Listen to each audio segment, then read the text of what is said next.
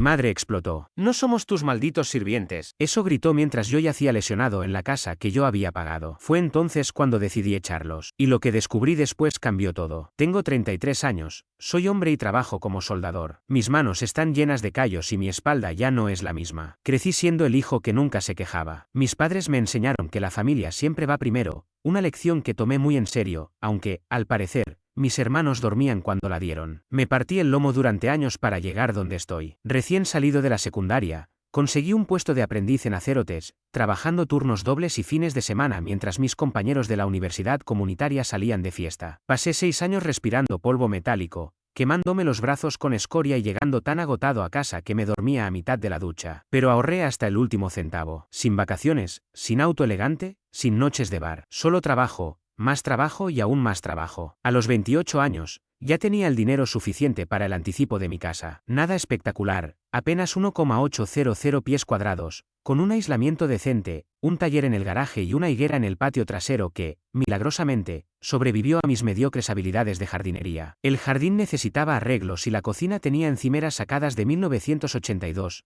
pero la estructura era sólida y el techo apenas tenía 5 años. El día que recibí las llaves, mis padres ni siquiera aparecieron en la firma. Valeria tenía una cita en la peluquería. Aparentemente eso era más importante. Terminé celebrando solo, con un paquete de cerveza sobre el suelo vacío de mi sala. Pero no me importaba. La hipoteca era manejable y la casa era mía. Solo mía. 5 años atrás, mi padre perdió su empleo en logística cuando la empresa redujo personal. Mi madre, por su artritis, ya no pudo seguir trabajando en ventas al por menor, sus dedos no respondían y no podía permanecer de pie largas horas. Necesitaban un lugar donde quedarse, solo por unos meses, hasta recuperarse. Como buen hijo, no lo dudé. Me criaron, así que darles un techo me pareció lo mínimo. ¡Qué gran error! Esos meses se convirtieron en años. La gratitud se evaporó como el rocío y fue sustituida por un sentido extraño de derecho, creciendo como un tumor. Ni renta, ni servicios, ni alimentos, ni siquiera sus medicinas. Yo cubría todo, hasta sus suscripciones de streaming y el café premium. Mi padre desarrolló un gusto por mezclas exóticas que costaban $18 la libra, mientras yo seguía bebiendo café barato del súper. Mi madre exigía productos orgánicos de limpieza porque los normales tenían toxinas. Les cedí la recámara principal con baño privado porque la espalda de tu padre no soporta la cama de invitados. Me mudé a la habitación más pequeña y usaba el baño del pasillo como si fuera un visitante en mi propia casa. Cuando mencionaba el tema del dinero, mi madre se llevaba las manos al pecho como si le pidiera un riñón. Estamos pasando por un momento difícil, repetía, recordándome que la familia se apoya,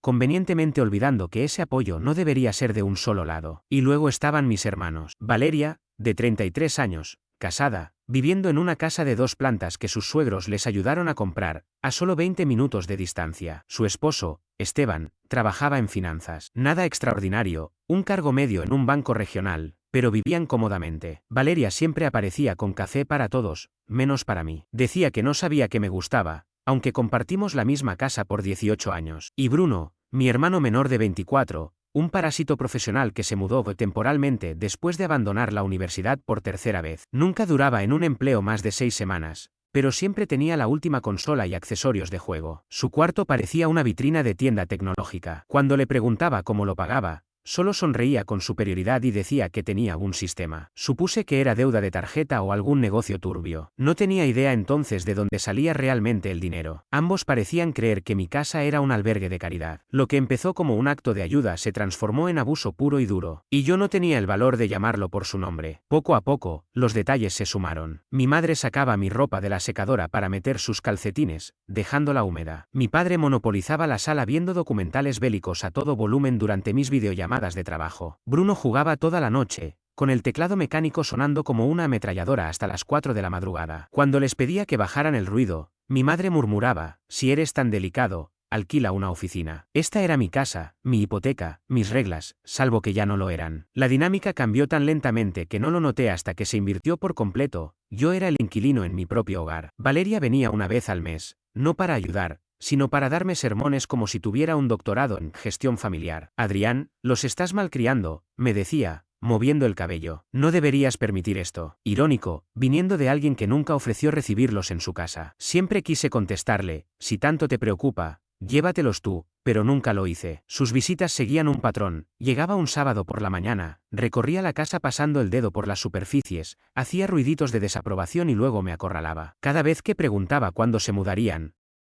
Valeria me lo devolvía. Ellos te criaron 18 años y tú no puedes soportar unos meses. Están pasando por un mal momento, Adrián. ¿Dónde está tu compasión? ¿Unos meses? Ya habían pasado 5 años. Hasta mi rutina matinal se volvió un campo de batalla. Me levantaba a las 5 para ir a trabajar, intentando no hacer ruido. Mi madre aparecía en el pasillo, brazos cruzados, quejándose porque el ruido del café la despertaba. Mi padre gruñía si el ventilador del baño sonaba. 3 años después, ocurrió lo de la cena de aniversario. Llevaba 6 meses saliendo con Camila. Planeamos una velada en casa. Compré buenos cortes de carne, bebidas, todo. Avisé que esa noche necesitaba la cocina y el comedor. Al llegar, encontré a mi padre y Bruno tirados en la sala viendo deportes, rodeados de latas vacías. La carne había desaparecido. Mis padres habían invitado a Valeria y Esteban, cocinaron mi comida, bebieron todo y dejaron la cocina como un basurero universitario. Cuando los enfrenté, mi madre se rió. Puedes tener tu cenita cualquier día. La cena familiar era importante. Perdí la paciencia. Empecé a empacar sus cosas y les di hasta la mañana siguiente para irse. Entonces llegó el drama. Mi madre llorando porque serían indigentes, mi padre con supuestos dolores en el pecho, Valeria apareciendo con Esteban y sus 2 hijos, mirándome como si fuera un monstruo. ¿En serio echarías a tus padres a la calle por esto? ¿Qué clase de hijo hace eso? Me gritaban. Bruno, el muy imbécil, se quedó sentado sonriendo mientras yo cedía. Terminé disculpándome y pidiendo pizza para todos. Camila nunca volvió a llamarme después de esa noche. Y no la culpo. Mi amigo Oscar lo vio venir desde el principio. Nos conocemos desde la secundaria. Es fontanero,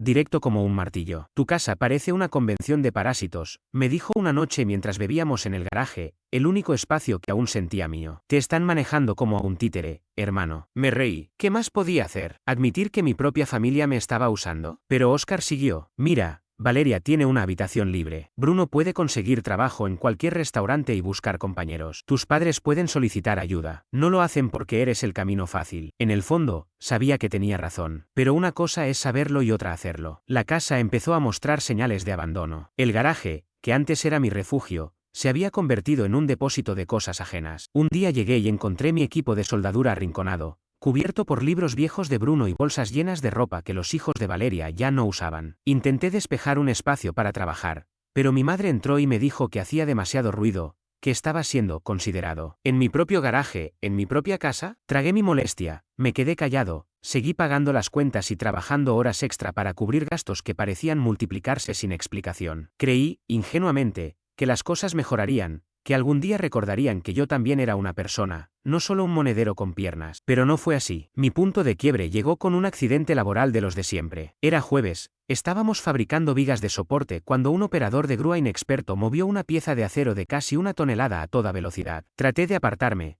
pero 12 días seguidos de trabajo sin descanso habían reducido mis reflejos. La viga me atrapó contra una columna, 3 costillas rotas, pelvis fracturada, hematomas internos y un pulmón parcialmente colapsado. Cuando abrí los ojos en el hospital, la primera cara que vi no fue la de mi familia, sino la de Oscar, quien había manejado directo desde su obra para verme. Llamé a tus padres, me dijo incómodo. Dijeron que intentarían venir si conseguían un aventón. ¿Un aventón? Mi coche estaba estacionado en su entrada y las llaves en el cajón de la cocina. Tenían todo el tiempo del mundo, pero eso era demasiado esfuerzo. El seguro cubrió la cuenta médica, pero solo pagaba el 70% de mi sueldo, lo justo para cubrir hipoteca y servicios básicos, nada más. Y aún así tenía que alimentar a 3 adultos que no aportaban un centavo. Tras 5 días en el hospital, me dieron el alta con un plan de tratamiento y medicación. Me llevó a casa Oscar, porque mi familia estaba ocupada para recogerme. La primera semana fue un infierno. Apenas podía moverme sin que el dolor me atravesara el cuerpo. Tenía que tomar mis medicinas con comida y en horarios estrictos. Escribí los horarios y los pegué en el refrigerador. Pedí, casi supliqué, que alguien me recordara si me quedaba dormido. Nadie lo hizo. Me salté 2 dosis, y el dolor se descontroló. Cuando le pregunté a mi madre por qué no me había avisado, suspiró como si le pidiera una cirugía cerebral. No soy tu enfermera, Adrián. Pon una alarma en el celular, como todo el mundo. Mi teléfono estaba en la cómoda, a 6 pasos de la cama. 6 pasos que no podía dar sin ayuda. La segunda semana me quedé sin ropa limpia. No podía cargar la canasta con mis heridas. Le pedí a mi padre que al menos pusiera una carga en la lavadora. Lo haré cuando pueda, contestó sin apartar la vista del documental bélico que veía en la tele. 3 días después, seguía con los mismos pantalones. Oscar vino y me lavó la ropa. Tu familia es de otro nivel, murmuró mientras separaba las prendas. He visto perros abandonados mejor atendidos. Miró a su alrededor, vasos vacíos que no podía llevar a la cocina, polvo acumulado, frascos de medicinas fuera de mi alcance. Esto no es flojera, es maltrato. Y no eres un anciano, solo estás herido. Yo, Como un idiota, respondí. No son tan malos. La mentira sonó hueca incluso para mí. Mi abuela tuvo cuidados paliativos más atentos que esto, replicó. Y yo solo soy tu amigo de tragos. ¿Qué dice eso de la gente que vive contigo? La tercera semana fue el colmo. Bruno trajo amigos, tipos ruidosos que jugaban videojuegos y se quejaban de que las mujeres no valoran a los buenos chicos. Se adueñaron de la sala, la cocina y hasta usaban mi baño porque estaba más cerca. Cuando les pedí que bajaran la voz porque me dolía la cabeza, un barbudo que ni conocía, me dijo, relájate, hermano, no te estás muriendo. Bruno se rió. Mi propio hermano se rió mientras un extraño me faltaba al respeto en mi casa. Volví del hospital para encontrar el caos de siempre, mi madre gritándole al microondas por meterle metal otra vez, la cocina oliendo a plástico derretido, mi padre dormido en el sofá con un sándwich a medio comer sobre el pecho y una película bélica retumbando en las ventanas. Bruno vociferaba en su headset mientras jugaba, su voz resonando por toda la casa. Me acerqué a la cocina, el analgésico apenas mitigando el dolor, y le pedí a mi madre que me hiciera algo de comer. Solo un sándwich. No podía llegar a los armarios sin un tormento insoportable. Ella levantó la vista del teléfono y dijo, no somos tus malditos sirvientes, Adrián. Sin enojo,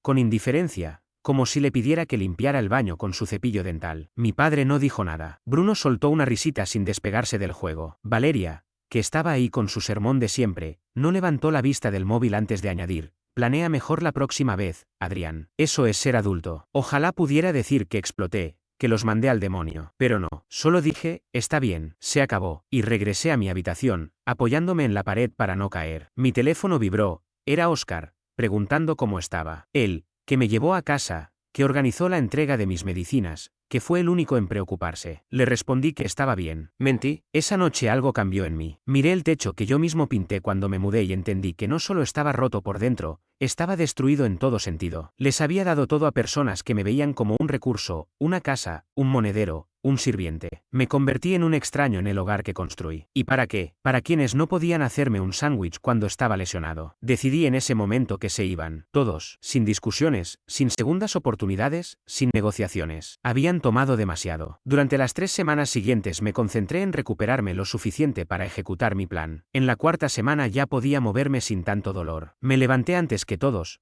preparé café, soportando punzadas en las costillas, y me di cuenta de que no recordaba la última vez que sentí paz en mi hogar. Así que actué. Llamé a un abogado especializado en disputas de inquilinos. Me explicó que, aunque no hubiera contrato formal, mis familiares eran inquilinos legales y debía darles un aviso. 30 días es lo usual, dijo, pero sin contrato ni pagos. Tienes todo a tu favor. Hoy mismo redactaré la notificación de desalojo. Mi abogado me advirtió que los desalojos familiares son mucho más complicados que los de inquilinos comunes. Van a usar todos los recursos emocionales posibles para frenarte, me dijo. Prepárate para eso y documenta absolutamente todo, cada conversación, cada reacción. Si llegan a dañar algo, toma fotos de inmediato. Después de esa llamada, marqué el número de Oscar. Vino enseguida y me ayudó a trasladar documentos importantes y objetos de valor a un depósito seguro. No me lanzó un te lo dije, simplemente asintió y preguntó qué más podía hacer. Mientras me acomodaba en su camioneta, me dijo con cuidado, sabes que van a enloquecer, ¿verdad? Valeria va a explotar. Y tu madre, con suerte, intentará acusarte de maltrato a mayores o algo igual de absurdo. Lo sé, respondí,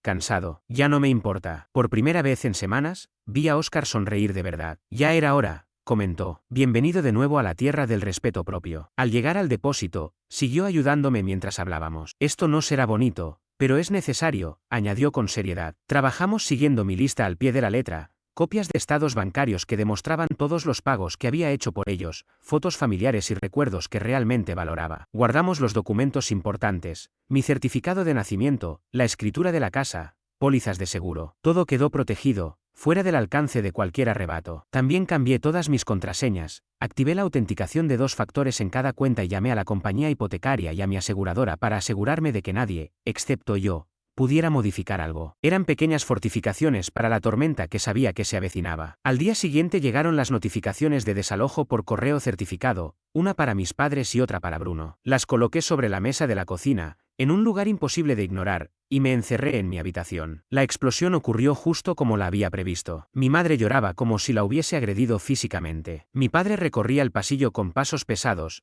y Bruno golpeaba mi puerta, amenazando con destrozarme en cuanto saliera. 1 hora después llegó Valeria, prácticamente derribando la puerta principal. No puedes hacer esto, gritaba al otro lado de mi habitación. Esto es maltrato emocional, Adrián, no tienen a dónde ir. Le respondí por mensaje.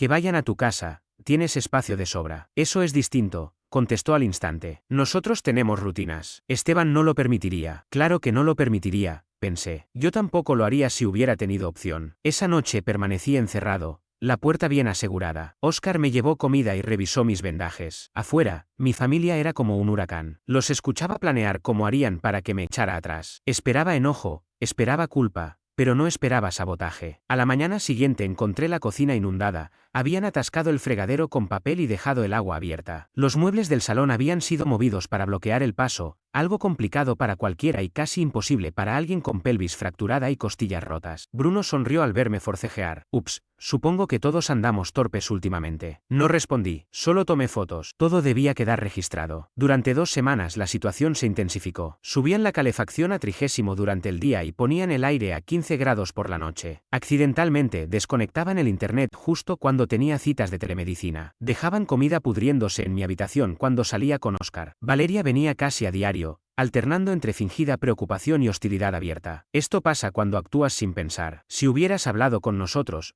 podríamos haber llegado a un acuerdo. Hablaba como si no hubiera intentado fijar límites durante los últimos 5 años. Yo seguí mi estrategia, documentar todo y no responder. Instalé cámaras en las áreas comunes, totalmente legal en mi propia casa, como confirmó mi abogado, y configuré grabación por movimiento desde el móvil cuando salía de la habitación. El punto de quiebre llegó después de una sesión de fisioterapia especialmente dolorosa. Mientras intentaba descansar, escuché vidrio rompiéndose. Me arrastré hasta el pasillo y vi a Bruno golpeando la pared del salón con un martillo. Ups, parece que ahora dañamos tu preciosa casa, dijo con una sonrisa enferma. Eso fue suficiente. Llamé a la policía y a Óscar, en ese orden. Los oficiales llegaron con gesto cansado, pensando que era otra disputa familiar, hasta que vieron mi estado físico, los destrozos y las notificaciones de desalojo. Esto cambia las cosas, murmuró uno de ellos. Daños a la propiedad, acoso a una persona lesionada, incumplimiento de una orden legal. Les dieron 2 opciones, irse de inmediato y en paz, o enfrentar cargos. Mis padres eligieron la primera. Bruno prefirió escalar, gritando que yo no era nada sin ellos, que me habían hecho. Terminó arrestado, acusado de destrucción de propiedad y amenazas. Mis padres salieron con sus maletas, Valeria detrás, como si fuera la directora de un funeral. Te arrepentirás de esto, alcanzó a decir. Cuando estés viejo y solo, recuerda este momento. La puerta se cerró. El silencio era abrumador. Sin películas de guerra, sin gritos de videojuegos, sin suspiros pasivo-agresivos. Por primera vez en años, mi casa volvió a sentirse mía. Justo cuando comenzaba a retomar mi rutina de recuperación, el móvil vibró con un mensaje inesperado. Beatriz, la hermana de mi madre. Casi nunca hablábamos, vivía varios estados de distancia y solo aparecía en fiestas o emergencias. Al ver su nombre, el estómago se me encogió. Abrí el mensaje esperando reproches, pero lo que leí me dejó helado. Adrián, me enteré de lo que pasó. No voy a tomar partido, pero hay algo que debes saber. Llámame, es importante. Lo hice de inmediato. Contestó al primer timbrazo. ¿Estás bien?, preguntó. También como alguien con costillas rotas y sin familia, respondí con amargura. Sobre eso, ¿nunca te preguntaste cómo se las arreglaban tus padres con el dinero todos estos años mientras vivían contigo? ¿O cómo Valeria pudo pagar su casa? Nunca lo había pensado. Supuse que el esposo de Valeria tenía buen empleo. Y en cuanto a mis padres, imaginé que contaban con ahorros o pensión. Tu abuela no solo dejó recuerdos cuando falleció, continuó Beatriz, dejó casi $750.000 en efectivo para dividir entre tu madre, Teresa y tú. Sentí la mente en blanco. ¿Qué? Sí, Adrián, te correspondían unos 250.000. Nadie te lo dijo porque tu madre convenció a todos de que no eras lo bastante responsable. Ella y Valeria decidieron administrarlo por ti hasta que estuvieras establecido. Eso fue hace 8 años, justo antes de que compraras la casa. Me dejé caer en la cama. El dolor físico se volvió insignificante frente a esto. ¿Me dices que ocultaron mi herencia durante 13 años? Exactamente. Y hay más. No solo la ocultaron, la gastaron. Pagaron la hipoteca de Valeria, financiaron los intentos fallidos de universidad de Bruno, cubrieron deudas y la jubilación anticipada de tus padres. Por eso nunca volvieron a trabajar cuando se mudaron contigo. De pronto todo tuvo sentido. Las críticas sobre mi irresponsabilidad financiera, las burlas de Valeria insinuando que necesitaba supervisión con el dinero. Nunca imaginé que la falta de responsabilidad de mis padres para buscar trabajo terminaría arrastrándome a una situación tan amarga. Aún recuerdo cuando le pregunté a Beatriz por qué no me lo había contado antes. Intenté mantener la voz firme. ¿Por qué no dijiste nada antes? Ella suspiró y respondió con honestidad. Porque no tenía toda la información hasta hace poco. Teresa me contó la verdad después de que tu madre comenzó a distorsionar todo lo relacionado con el desalojo. Y, sinceramente, tenía miedo de provocar una guerra familiar. Pensé que tal vez ellos te ayudaban económicamente de alguna manera. Solté una risa amarga. ¿Ayudarme?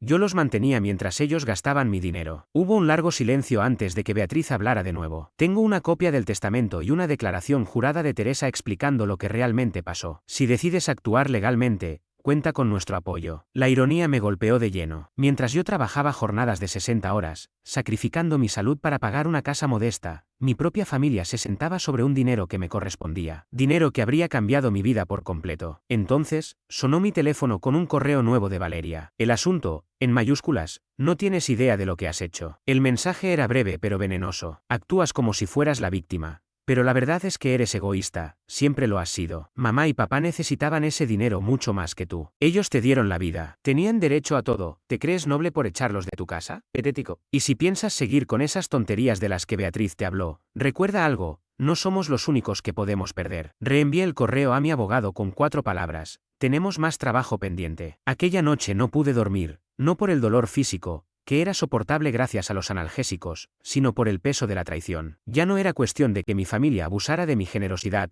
era robo, y yo iba a recuperar lo que era mío. A la mañana siguiente, llamé al abogado que Beatriz me recomendó, Martín, especialista en fraudes hereditarios y disputas financieras familiares. Nos reunimos en su despacho del centro y llevé todo, la copia del testamento que Beatriz me había enviado, mis extractos bancarios que probaban años de gastos para mantenerlos, y los mensajes donde insinuaban que yo no era lo bastante responsable para manejar mi propio dinero. Martín arqueó una ceja mientras revisaba los documentos. ¿Fueron bastante descarados con esto, verdad? Nunca pensaron que me defendería, respondí. Él asintió. Eso nos da ventaja. Entonces descubrí la magnitud del engaño. Mi madre y Valeria no solo convencieron a Teresa para que las dejara manejar mi parte, sino que redactaron un documento falso. Era una carta supuestamente escrita por mí durante mi último año de universidad, en la que renunciaba a mi herencia. La firma parecía calcada de una tarjeta de cumpleaños antigua. El lenguaje era tan rígido que jamás habría salido de mí, y la fecha coincidía con un verano en el que yo trabajaba en una planta de fabricación a 2 estados de distancia. Ni siquiera estaba en la ciudad cuando esa carta fue escrita. Martín me miró fijamente y preguntó en voz baja: ¿Quieres presentar cargos? Falsificación, robo, fraude financiero. Son delitos graves. Nunca pensé que tendría que responder algo así sobre mi propia familia. Recordé los cumpleaños que pasé solo mientras ellos veraneaban en Cancún, la vez que perdí una cita médica porque tomaron mi coche sin avisar y lo devolvieron sin combustible. Pensé en el desprecio constante de Bruno, la condescendencia de Valeria y la frialdad de mi madre cuando me negaba comida después de una lesión grave. Lo miré a los ojos. Sí, quiero ir hasta el final. El proceso legal duró 8 semanas. Martín recopiló todo meticulosamente. Teresa firmó una declaración jurada confirmando que el dinero debía dividirse en tercios y que la habían engañado sobre mis intenciones. Beatriz aportó mensajes familiares donde mi madre y Valeria hablaban de que administrar la parte de Adrián. Yo entregué extractos bancarios,